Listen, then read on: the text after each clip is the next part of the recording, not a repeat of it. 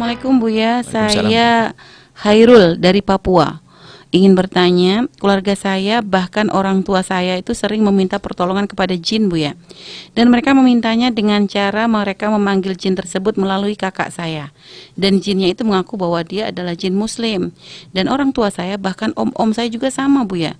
Saya lulusan pondok dan saya sangat paham betul kalau itu perbuatan yang dilarang oleh Allah. Tapi saya tidak enak kalau saya negur mereka. Dan om saya yang biayain sekolah saya juga sama Buya, masih meminta tolong kepada jin tersebut.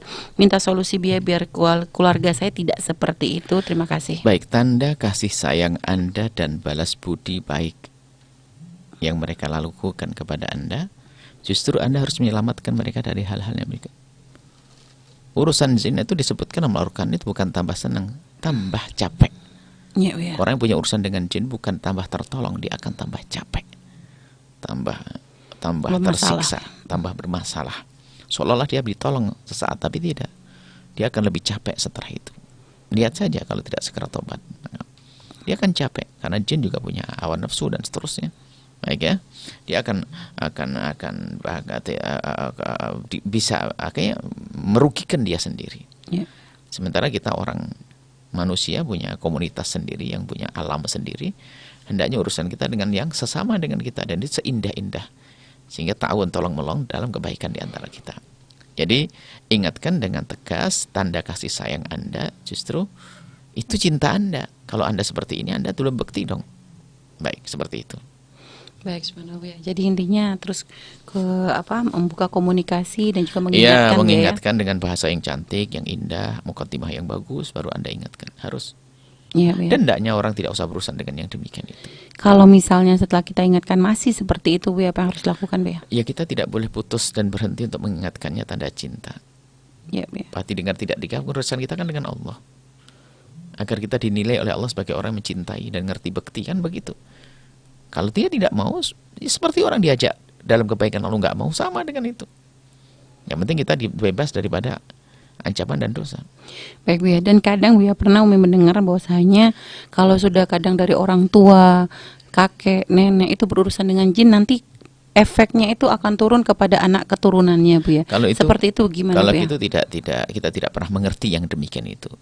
Cuman yang disinggung dalam Al-Quran itu bisa jadi yang demikian itu. Ya, Bu ya. Bukan mazadahum, bahkan ditambah capek kalau urusan dengan jin.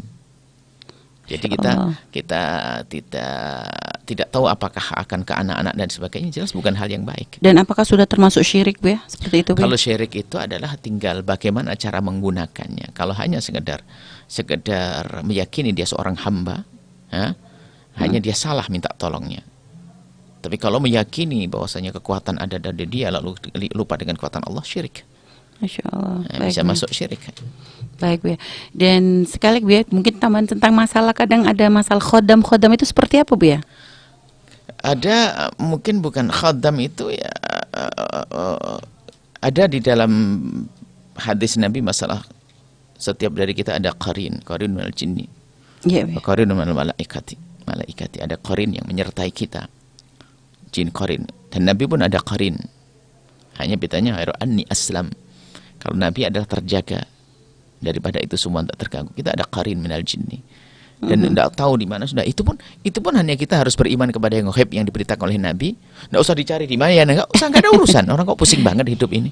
Jangan sampai nanti membaca Allahumma inna a'udzubika minal khubuthi wal khaba'ith, dari jin laki-laki dan perempuan, lalu di mana, di pojok kamar mandi. Nggak ada, dia punya alam berbeda, tidak urusan dengan kita. Yang penting baca doa, selesai. Ya, ya, ada jin itu, ada qarin. Kemudian istilah khodam itu ya mungkin ada hubungan tadi itu. Kalau khodam itu adalah orang yang memberdayakan jin untuk kepentingannya, dan itu tidak ada baiknya. Tidak ada baiknya. Baik, ya. Nggak ada baiknya orang semacam itu. Baik, subhanallah, ya. Berarti subhanallah memang benar-benar harus menjauhkan dari hal-hal seperti itu, ya. Dan juga tidak meyakini juga hal-hal begitu, ya. Itu ada karena jin ada. Jin ada. Bahkan nanti kalau urusannya dengan jin Islam dan sebagainya, tetap saja nggak baik. Bersenang seperti itu, ya. Akan tapi untuk dikatakan syirik, entar dulu. Karena Nabi Sulaiman sendiri juga pernah minta tolong kepada jin untuk waktu itu kisah Ifrit dan sebagainya, itu ada seorang nabi. Bisa saja seorang wali punya karomat urusan itu. Tapi kita urusan dengan jin terjerumus nanti. Terjerumus kita hawa nafsu nanti.